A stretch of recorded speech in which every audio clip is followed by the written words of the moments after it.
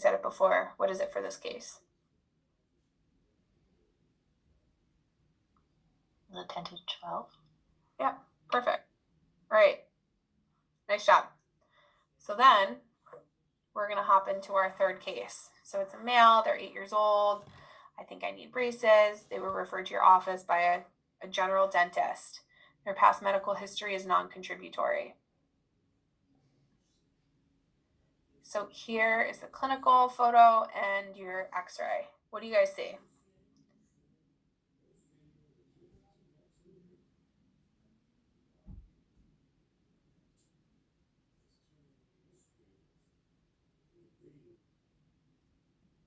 Missing S. Okay, good. What do you see on these two teeth here?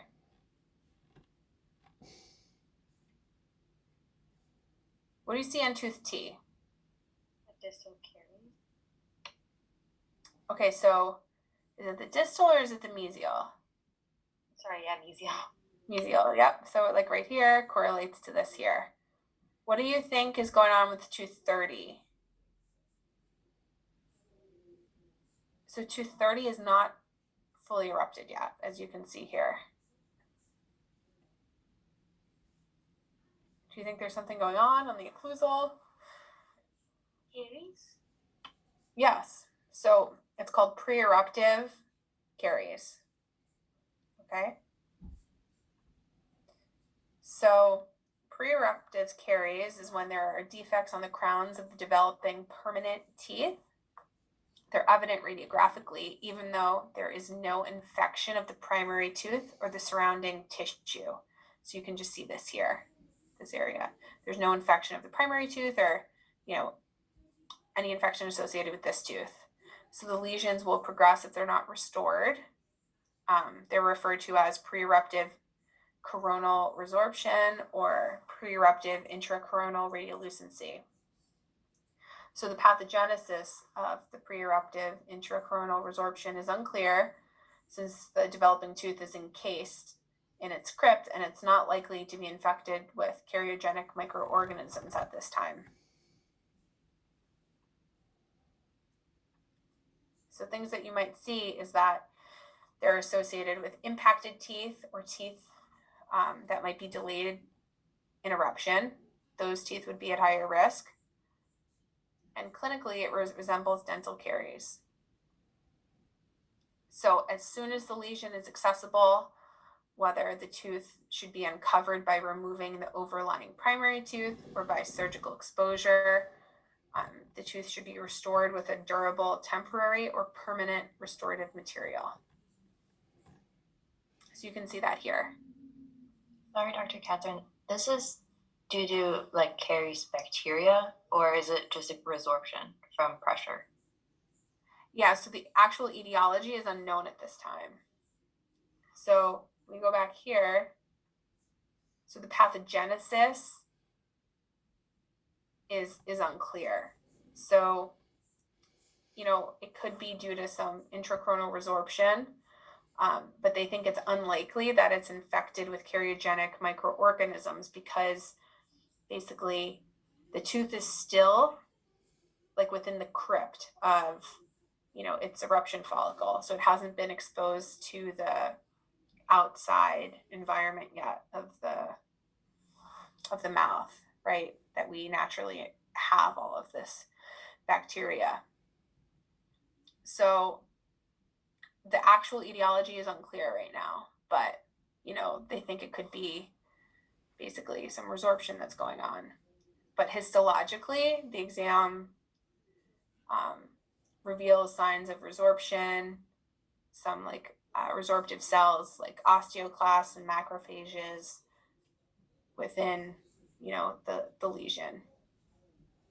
If the primary tooth does show caries, is it not considered pre-eruptive caries for the permanent tooth?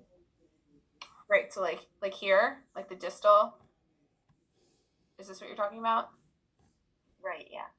Yeah, so this is just clinically, the patient has caries. The pre-eruptive caries is on a tooth that has not erupted yet. And it's just not related to the primary tooth. Yeah, no, it's not related to the primary tooth. The incidence is 2 to 6% as well. Do you guys have any questions on, the pathogenesis or anything from this slide?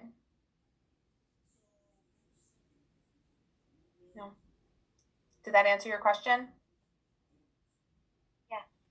Okay, perfect. So, oh, you're welcome. So the lesions will progress, so basically they need to be restored. Here's an incidence of how we might treat these cases. So you can see here the pre-eruptive caries and an unerupted molar. Okay, you can see this here, the radiolucency. You can see basically on the occlusal surface of the unerupted tooth here is the area that we would want to restore. So, in this case, they went ahead and they, excavated that gross caries. They placed a temporary. What could you use here? What kind of material? Do you think resin would be good in this case? Glass ionomer? Yeah, I think a glass ionomer would be like your best bet just because you don't have super great isolation. Definitely when they were doing it, they didn't have great isolation, so a resin wouldn't be like your first choice. And then as you can see this 9 months later, the patient had continued root development and the eruption of the tooth was like within normal limits. So basically when you see this kind of like this look on a tooth that's unerupted, you need to try to restore it as soon as possible. Okay. Do you guys have any questions on this? Any other questions on the lecture itself?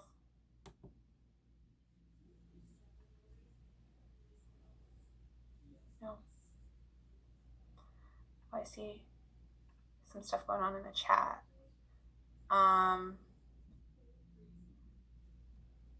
Oh, perfect. People were responding to the classes. Perfect. I have a question.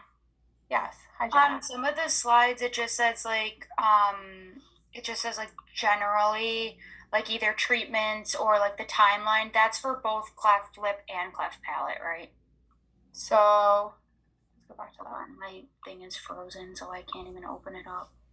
Oh, it's okay. Here, let me reshare so I It can. says like associated conditions, and then it's like hearing difficulty, all that. Is that for both cleft lip and cleft palate? Yeah. Okay. Mm-hmm. So in general, it's usually like for both of them. Yeah. So it's for any patients that like have orofacial like clefting. Clefting. Okay. Thank you. Yep. You're welcome. Any other questions? Did Dr. Tammy happen to mention anything about the test next week? I'm assuming it's including everything up to today. Honestly, I don't have information about that. Okay. Yeah, it is. It's all the lecture. Okay, thanks, Sean. Okay, perfect. Thanks, John. Any other questions? I have a question. What kind of material we use to take impression for patients with a cleft lip and palate? Oh, that's a good question. So when I saw it last year, they used an alginate to do that. And basically, I tried to find a video of this to show you guys, but I couldn't find one online. But the way that they held the baby was that the nurse held the baby and basically the legs were up here. And so the patient's head was supported like this. And so when they placed, the impression, the patient couldn't aspirate the material. So I did see another video online last night. They were using like a PBS kind of impression material. But when I saw it last year, they used alginate in the craniofacial clinic here at the hospital. And if there is any special size trays to take impressions for those people? Yeah, so they're made custom. They're kind of like a custom tray. Made specific for like that patient.